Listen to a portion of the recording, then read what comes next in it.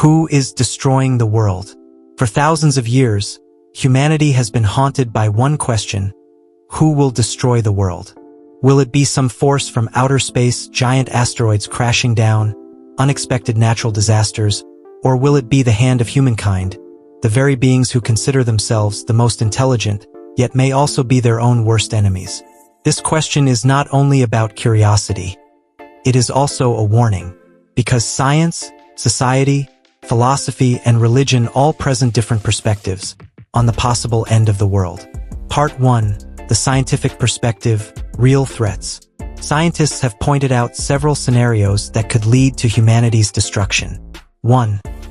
Nuclear weapons, the power created by humans to destroy themselves. After World War II, Albert Einstein once said, "I know not with what weapons World War III will be fought, but World War IV will be fought with sticks and stones." His warning was clear: if humanity uses nuclear weapons, civilization may collapse back into the Stone Age. According to the Stockholm International Peace Research Institute, SIPRI, there are currently more than 12,000 nuclear warheads in existence, enough to wipe out life on Earth many times over. 2. Climate change, a slow death. The Intergovernmental Panel on Climate Change, IPCC, has warned that if global temperatures rise by just 2 degrees Celsius, hundreds of millions of people may lose their homes due to rising sea levels, extreme weather, and ecosystem collapse. This is not a sudden death, but a slow destruction that weakens humanity day by day. 3. Global pandemics, the invisible threat. Stephen Hawking once emphasized, "The human race is in danger of being wiped out by a virus created in the laboratory." COVID-19 was only a small reminder.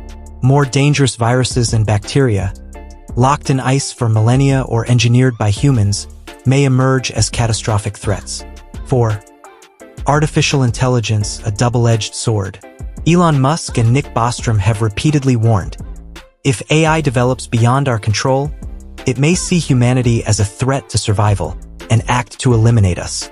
5. Asteroids and cosmic events. NASA has modeled the possibility of a large asteroid striking Earth, similar to the event that wiped out the dinosaurs 65 million years ago.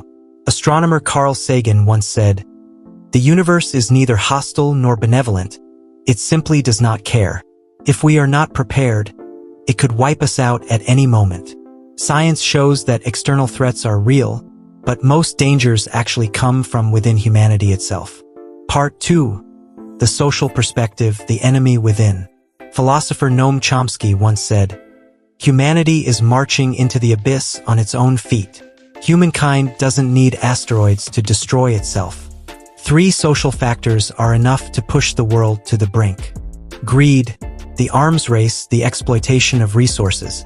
Ignorance, ignoring scientific warnings, repeating mistakes.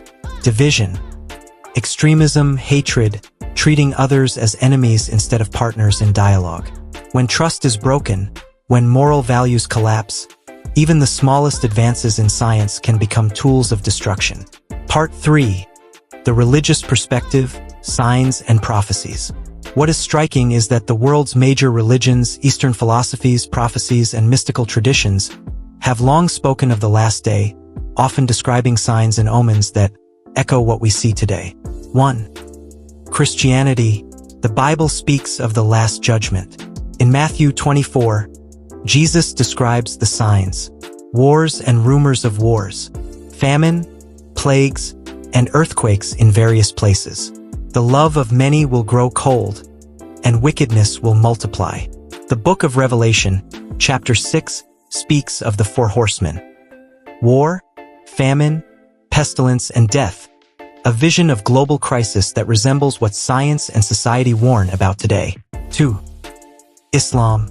In the Quran and Hadith, Yawm al-Qiyamah, the day of resurrection, is marked by signs: the sun rising from the west, violence, injustice, and moral decay spreading widely, false prophets appearing to mislead the people. These reflect the erosion of trust, the collapse of morality, and the chaos visible in today's society. 3. Buddhism. Buddhist scriptures, especially the Pali Canon, speak of the decline of the Dharma, when greed, anger, and ignorance rise unchecked. When people lose respect for parents and teachers, abandoning virtue. When war, famine, and disease spread across the earth. For Buddhism, destruction is not absolute. It is part of a cycle of decline and rebirth. For Hinduism, Hindu teaching describes the 4 ages, yugas. Humanity is now in Kali Yuga, an age of chaos, greed, violence, and injustice, where people lose faith and righteousness. This is seen as a sign of the end of one cycle, to be followed by the dawn of a new age. 5. Eastern philosophy, prophecy, and mysticism. Many mystical traditions speak of energy cycles, of the earth shifting into imbalance. Prophets such as Nostradamus and Baba Vanga predicted wars, pandemics, and climate disruptions, echoes of what we see today. Eastern philosophy holds that when yin and yang lose balance, when humans break harmony with nature, the world will descend into crisis. The common thread, religion and prophecy do not only speak of an ending, they also give signs, so humanity may recognize and change. Strikingly, those signs, wars, plagues, climate change, moral decay, are unfolding clearly in our modern world. Part 4. The message for humanity today. If we listen to science, we know we must change our way of life. Reduce emissions, stop the arms race, and control technology. If we listen to philosophy, we learn humility, unity, and shared responsibility. If we listen to religion, we are reminded to live with love, justice, and forgiveness. The greatest danger is not asteroids or viruses, but the selfishness and hatred in the human heart. But if humanity changes, the world still has hope. Conclusion, responsibility, and choice. The world may end with a great explosion, or it may slowly wither away in humanity's indifference. But it may also be preserved, if each of us chooses to live responsibly, to love, and to look beyond our own small interests. Carl Sagan once said, "We are like a pale blue in the vastness of the universe. Yet if we choose to love and cooperate, this pale blue can continue to shine." So the question for each of us today is, will you be a destroyer or a keeper of this world? The world may seem fragile, but there is still hope if we live with love and justice. If you believe this message matters, please support by liking this video, subscribing to the channel, culture share, and sharing it with others. Together, we can build a community filled with peace and encouragement.